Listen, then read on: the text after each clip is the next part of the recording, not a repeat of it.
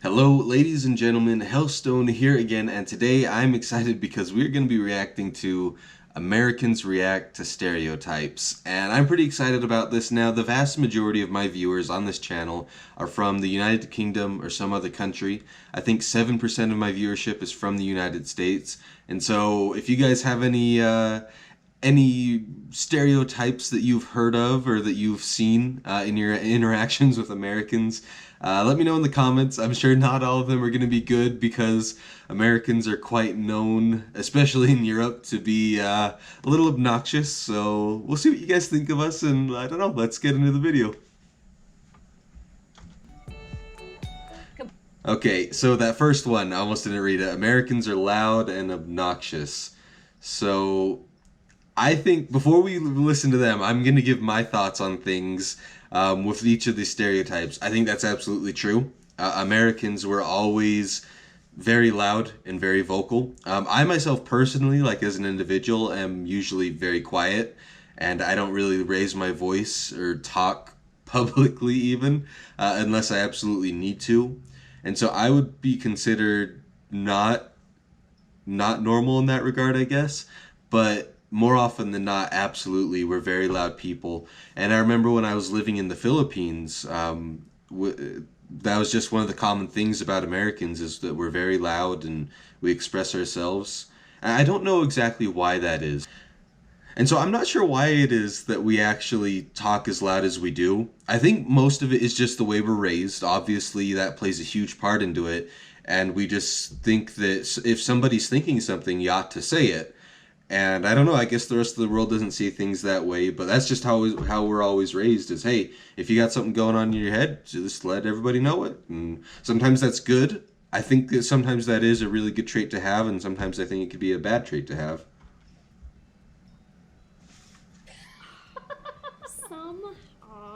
I've been banned from places. No, I'm not, but America is. Definitely loud. Sometimes obnoxious. Sometimes obnoxious. Yeah, very entitled. Very entitled. That is something that's very true about us, is we think that, you know, we deserve the best, and yeah, that's very true, I think. Give them more. True. They literally told us to be quiet at the cafe that we were waiting at before this interview. People aren't obnoxious We're enough. Yeah, People that's need to be more obnoxious. I mean, I like this guy. I don't know if I agree with him, but I like this guy. there's always introverts in any culture, right? Yeah. I get told I'm loud in many countries, so I think it's true. Very opinionated. Like, we very much feel like our way is the right way. We tend to voice our opinions more unreservedly. You're raised to Yeah, that's actually probably a pretty good way to describe why we talk loud. Yeah, I think that's a fair way to describe it. super just be an individual. You can be whatever you want to be. We're encouraged to participate in our growing up in education, like here when somebody calls your name. Yeah. I think also we have like a very egocentric culture, so we're kind of all selfish and we want our own point to be heard. That is very true. And that is something that is changing. But over the last probably 70 to 80 years, Americans, when we grow up, I'm going to give you guys some insight into how our education works. We are taught that we are absolutely number one in everything, in every regard, at any point since our nation was founded. Obviously untrue. Like, obviously that's not true, but that is how we're taught. And so I think that definitely reflects in the way that we talk and the way we act. Just try to talk over each other. I can get angry about this. I have the right to get angry. Because the customer's always right, so that has to play in everyone. Yep. If I go someplace in Europe, I can always be like, American. Are these others American? Because they're loud and obnoxious. It's like the little tornadoes. Like we roll in and we're like, wow, roll out.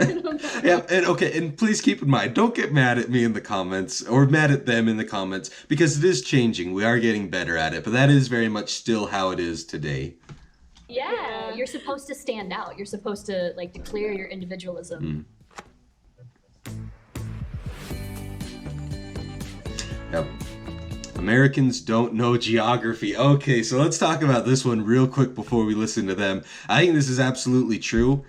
For the most part, the general public of America, Americans in general, just don't know geography at all. And it's super embarrassing whenever I see videos where Americans have to talk about geography and they can't even, I don't know, they always get Canada and they always get Mexico. And then after that, oh my goodness, it's embarrassing sometimes. They don't even know where like France is or Belgium or any of those countries. And, you know, me, myself, I study history. So obviously I need to know geography. So I feel very confident in about every continent. I feel pretty good with South America, Africa, Europe, Asia. I feel pretty good there. Myself being a soldier, geography is pretty dang important. And so personally, I enjoy studying geography. I make videos on the internet about history in other countries. So I enjoy geography, but the vast, vast majority of Americans don't. And if I may defend my countrymen, I think a big reason for that is the United States sits between Canada and Mexico. And that's all Americans are taught. And we don't learn about a lot of the countries in Europe or Africa or Asia because, I don't know, I guess we're just expected to figure it out on our own later on in life. But if I would pose the question, could somebody from a different part of the world name all 50 states and where they are and all that stuff? Because chances are they couldn't. And so I suppose that's kind of how it goes with Americans with other parts of the world is, I don't know, it's a different part of the world. We're not going to learn all of the little, you know, ins and outs of that place, just like somebody wouldn't learn all of the ins and outs about America. So, I don't know. In defense of my countrymen, that's what I have to say about that. I feel like I have pretty good geography. I've honestly just recently discovered new countries. Like Luxembourg and Belgium. See, I just say Belgium, and here we go. Grown man not knowing about Belgium, but it is a little embarrassing. It needs to change. Like, don't get me wrong. I'm not defending our lack of knowledge in geography. We ought to learn more about the rest of the world. But, yeah, we'll just leave that there. I know people in, whether it's in Louisiana or Texas, they don't even know where Idaho is. Oh, that hurts me. Generally, but I do. Have you not seen those videos where they show the Americans the map and they're like, "Oh, where's China?" and they have no idea where it is? I haven't seen that. No. Okay, so with that, I don't know where they're getting the Americans when they do those things. If you don't know what she's referring to is they'll show a bunch of Americans a map and say, all right, where's China or where's, I don't know, some country in the world, and they'll just have no idea. I have no idea where they're pulling these people from because it must be in like, I don't know, the middle of nowhere where people don't have any knowledge about anything. But I would say most Americans have a general idea of major countries in the world.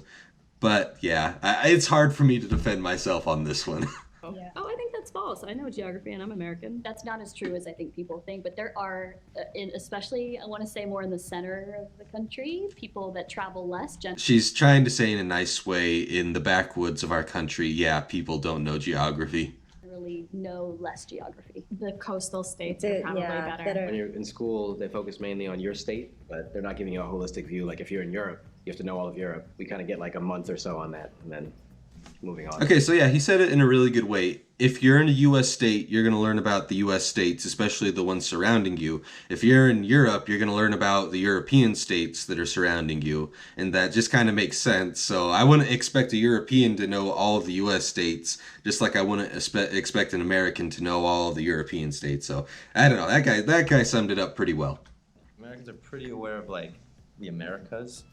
And, like, you know, they know pretty well where, like, Dominican Republic might be in, like, Cuba, which Europe might not be as savvy on, but if you bring in like Eastern European countries, game over. Or Asia, or anywhere else, basically. How well do you know your geography? I think I know pretty good. Yeah. And you think it's true that many Americans don't own passports? Yes. Yes, very true. We do have passports, but I mean, my brother-in-law doesn't. Okay, passports. A lot of Americans don't own passports, and I got my passport when I was 17, and I traveled out of the country for the first time when I was 18, but a lot of Americans don't travel out of the country. And I think a big reason for that is we don't have the time to travel to other countries. Vacation days just aren't a huge thing here in America. We work throughout most of the year. And another thing is we have all of the climates in America. And so the attitude of a lot of Americans is, well, if I want to go to the tropics, I'll go to Florida. Or if I want to go to the Arctic, I'll go to Alaska. Or I can go to Texas. Or if I want to see a big city, I'll go to New York. And so the attitude of a lot of Americans is, well, I can travel anywhere I want within my own country. And I don't know if that's right, because I think there's a lot to be gained from going to other countries, but at least I'm explaining it. That's the mentality we have, is we don't really need it. I have several friends who don't. So I do think generally for how wealthy our country is, we have a very small percentage of people that have passports. They just don't go anywhere. So many people getting a passport last minute before going on a flight. They didn't know they needed one to go to, say, Mexico. It's also a huge country, so you can do a lot of traveling without a passport. Good point. Yes.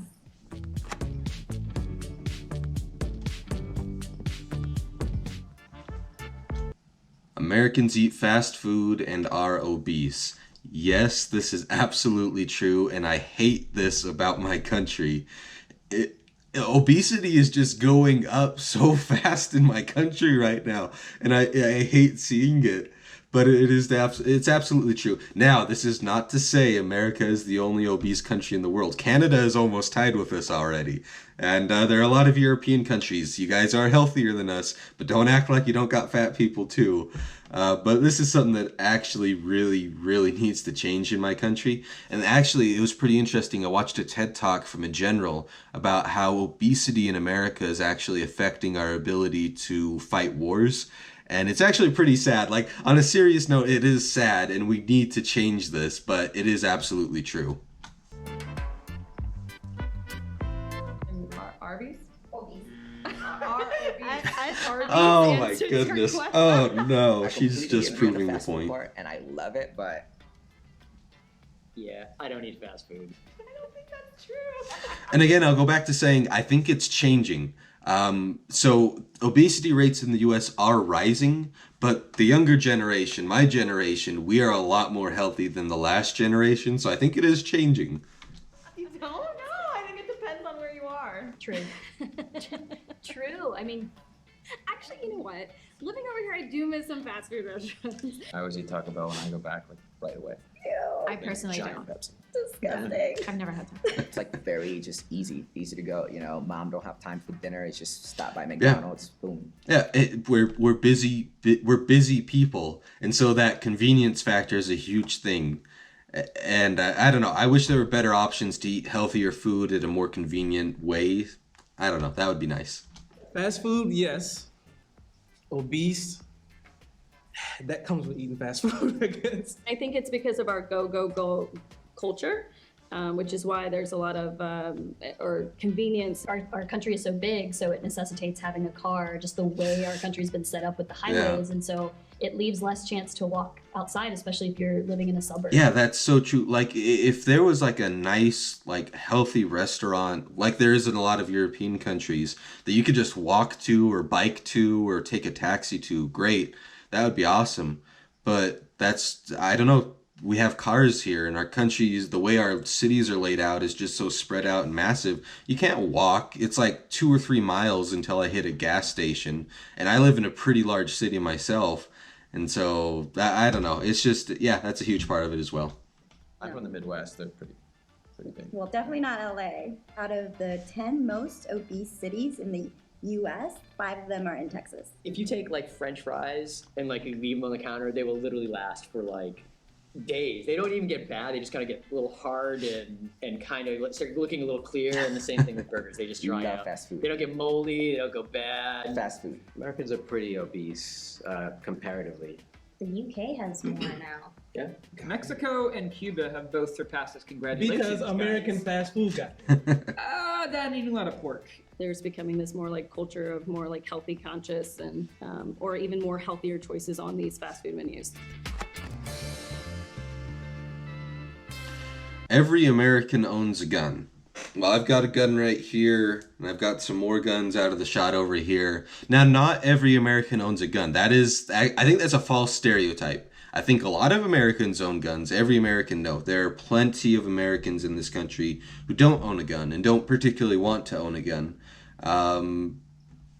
but I would say quite a few of us do, and it varies from state to state. It's hard to clump it all up together. For example, if I go up to Idaho, the chances are you're going to see somebody who's armed just walking down the street, and to an American, it's not a big deal. But if I go to, say, California, or if I go to Washington, or maybe New York, it's not as common a thing. And so I guess it does depend state to state. And of course, there are exceptions within those states I just mentioned. And so, yeah, but a lot of us do. No. But it is your right as an American to own a gun. Hell yeah. Really? Hell yeah. Every. Especially if you're in the South. Everybody I know has a gun, literally. No matter where in the country they are. Everybody I know has a gun. No. I think this is questions tailored at Florida. Florida loves guns. We have some wild gun laws, and you can go to Walmart and just buy a gun a lot of times without an ID, no waiting period. You can buy an assault rifle at Walmart. Oh, there's that assault rifle. Okay, I don't like... Oh, okay, we need to do a whole separate video on guns now because that bothered me. That's not a thing. I will say in the North, definitely not as much. Yep. I know very few people with guns. No, I don't. I've never owned a gun. Some places, maybe like Texas. Is it easy to buy a gun in Texas? I've personally been next to many peers that purchase guns right in front of me. But it's a good time. You buy a gun, you shoot a little, you go back home, eat some Whataburger, and chill. My roommate, actually, we lived together in a house downtown. We didn't lock the front door, we didn't lock our bedroom, and he had like an AR-15, an AK-47, a Car 98. So I went to Walmart, and this was a while ago. I was like, so just out of curiosity, if I want to buy a gun, like, can I buy a gun? He's like, yeah, like you can buy it, like, but you have to have a waiting period of 3 days. I'm like, if you want a gun, like right now, that's probably because you want to kill somebody. Goodness. Americans are not optimistic. I'm dyslexic. Americans are not optimistic. Americans are optimistic and like to dream big. This one is 100% true. Just our whole people, we're optimistic. We like to think on the bright side of things, and of course we like to dream big. The whole point of our country was that, hey, we're escaping tyranny. We can go do whatever we want now. And I think I fit into that category myself. I'm a pretty optimistic person. I like to dream big as well. And I don't know. A lot of people think it's naivety. I don't think that's true. I think it's just a better attitude to take in life, and it'll make you a whole lot happier in life. So I think, hey, why not? Dream big. What are we saying? Man of opportunity. That's right.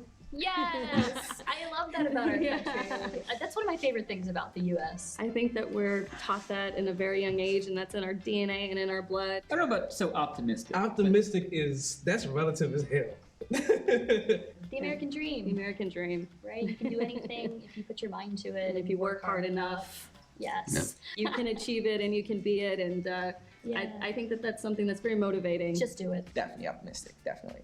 But that's because we make things happen. Historically, people have come to the U.S. looking for a better life, and I think that's kind of what we were all sold. We can come from nothing or have nothing and then still be successful. You don't have to come from royalty or old money. Our country was built on people like Rockefeller or JP Morgan or Carnegie, and they started their whole empires from nothing. I went to America looking for that, so I definitely fall in that category. We kind of just go for it. We don't have anybody to apologize to. It's all about hard work and merit and just like having the sheer will. I think people take bigger risks more frequently in the U.S. I'm gonna speak from my community. We have a lot in our way that we can get around, but it's a lot of extra hoops. It's a lot of extra hoops, man. I think in the past, Americans were a lot more optimistic than they are right now. Like, if you compare it to going to somewhere like Slovenia, Slovakia, or somewhere like that, where people really just kind of, yeah, such is life. We're optimistic comparatively. We're a nation of risk takers. Anybody who's immigrated there is, larger than life. Okay, so I need to pause this real quick because my camera is about to run out of battery. I'll be back in just a second. And we're back. Sorry about that. My camera battery just ran out because I've been making so many awesome videos lately. But yeah, real quick, I just want to talk about that one because I don't feel like I talked about it well enough. Americans, we dream big, we're optimistic, it's how it works, the land of opportunities, all that stuff. And I've seen that in my own family. I mean, going back a few hundred years, that's the whole reason why my family went to America and then in the other case, Mexico. And I've seen that in my family. You know, I grew up really poor. My parents grew up even poorer, and they built up their own lives, and we got pretty comfortable life now. And so, I don't know. I think that's a pretty good characteristic of us Americans.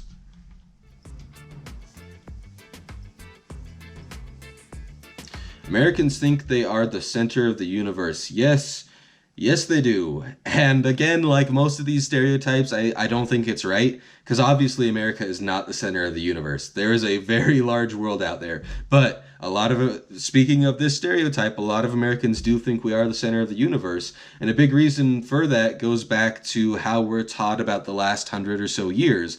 We're taught, hey, we saved the world from everybody, and our economy is bigger than everybody, so that must mean that we're better than everybody. And of course, that's not true at all. That's just how we're taught. And again, it's changing. My generation is pretty much breaking all these stereotypes, and I think that's a pretty good thing.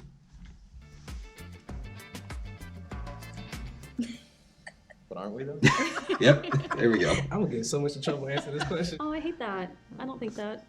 Some Americans, sure, but I think some people feel that way everywhere. Yeah, I think that's actually pretty fair. It's not just Americans who think they're the center of the universe. Literally, you could ask somebody from every single country in the world, and they're going to think that their country and their people are the center of the universe as well. So it's not just us Americans. Give us a break here. The biggest country, so it makes sense. Oh, no, we're not the biggest country, though. We're the third biggest. I almost said second. I was just going to eat my own words. Oh, yep, there's Putin laughing. Russia's the biggest in land area. I just feel like we're the China most and talked India. about, so that makes us kind of the center of the universe. Because honestly, everyone's worried about what America's doing. Now, that is fair. A lot of people worry about for example, when we have our elections, about everybody is paying attention because the U.S. does have, I would say, the most sway in the world. We have, just because of our economy and our military, we have a big influence on the rest of the world. So we're not the center of the universe, but I guess I could see where he's coming from with that. American exceptionalism is because we're exceptional.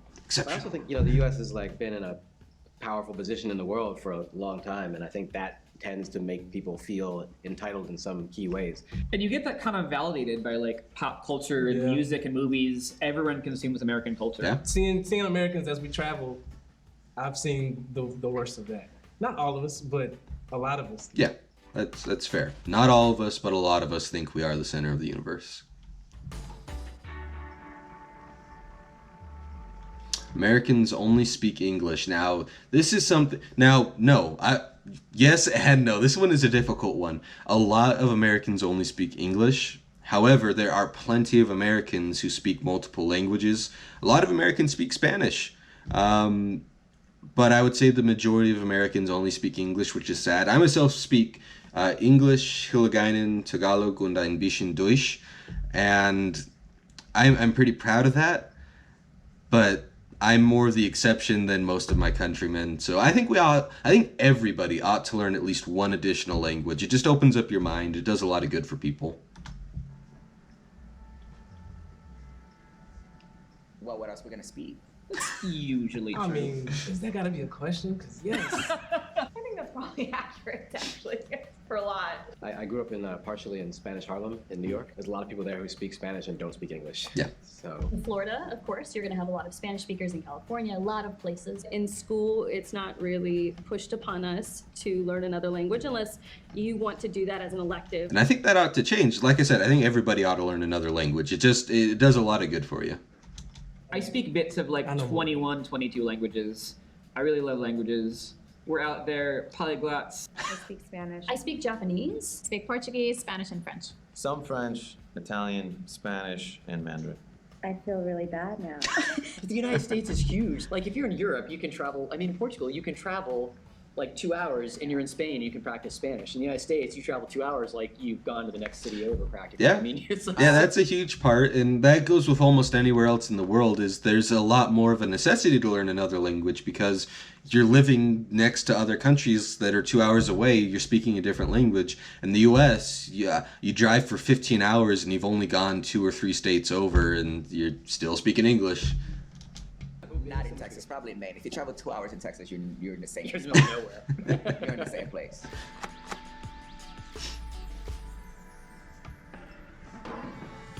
Americans are superficial and love small talk. Yes, I'm going to say yes to this one. And I don't know. I guess small talk is fun. I don't like it. I don't really like talking to people unless there's like a actual need to be talking to that person. Superficial though, there's that fake Southern hospitality that we're taught about where we're like very kind at face, but it's not genuine. And I don't think that's everybody, but I think that is a pretty fair thing for quite a few Americans. Hey, hi, how are you? Just because we're naturally, I think, jolly, happy people. And I think for some cultures are like, what? Whoa. It's essential to life though. Like you gotta be like, hey, You think so? Yeah. You have to have small talk just to get through some awkward moments. I don't know. I Small talk- enjoy the frankness that some cultures have. I think automatically when you meet someone and you introduce yourself, I find myself sometimes even saying like, I'm fine before they even ask me, how are you? Not in my part of the country. I feel like in Yeah, I don't Texas, think everybody's so. honest and pure. From the South, so Yeah. Southern hospitality. Yeah. So I'm gonna say, hey, if I don't know you. I think for a lot of Americans, it comes from like a really genuine, nice place. In LA, we're seen as superficial by a lot of the other Yeah. states, but states like New York, I think, are very, straightforward and blunt. But Again, yeah, I guess that's fair. It depends on where you go in the country. We're not the same. The thing is, we are very direct and open people. And so if you sometimes ask, how are you? I might say, my day's not actually going very well. My husband asked for a divorce last night. Like, we will tell you our deepest, most personal details. That's very American. If they ask you at Starbucks, hi, how are you? Would you say not well? Yeah, I think I have. I'm in a shitty mood. Hey, how's the weather? Oh, the weather's great. Yeah, it's great today. How are the kids? How are the kids I doing? don't have kids. I had a fur baby. She was Okay, perfect. Great catching up. But it kind of goes like that. You kind of ask your neighbor how their dog is doing, even though you don't really Yeah. care. And that's like all those things at once is like our good morning or hello. We just will say, hello, how are you? What's Yeah. up? And we don't always really expect an answer either. That's just a greeting. Yeah, for example, instead of usually saying hello, I'll just say, hey, how are you? And I'm not even expecting them to answer me. That's literally just how I say hello. And that's with a lot of Americans is we have that greeting. We don't necessarily mean much by it. It's just us greeting you. So, we don't actually want to know like the long story. People are just too busy to actually go deeper and spend more time getting to know people. They're always in a hurry. I mean, I'm from New York, so everybody's in a hurry and they're just like, oh, great, whatever. And they don't really mean anything. I think Americans they try hard to be polite and socially correct. There's kind of a puritanical history also to the country, and people try to be sort of proper with one another. And the easiest way to do it is just to be like that. Like, oh, great, okay, sounds awesome. I want to know how the weather is. I really don't. Yeah. What's your favorite sports team? I don't care. All these things. This is how you actually meet people and, Yeah. and actually connect. It's like, oh yeah, who that? Yes, that works. Yeah. So, talking about this briefly, I enjoyed this video. I enjoy learning about the stereotypes of my country. Now, what I've really enjoyed doing since I started this channel is learning more about how the rest of the world sees Americans. And I've had this opportunity talking to a lot of you in the comments, and it changes my perspective because us Americans were raised with the idea that we're the biggest, we're the best, let's go America. And I'm realizing, especially as I'm studying history in college, that's not necessarily the case. And so I think it's super important to open up about stereotypes and especially learn about the stereotypes of your own country and my country and all that stuff. Broaden your mind, I guess. But anyway, I hope you guys have a great day. Thank you so much for watching. Have a good one, and we'll see you next time.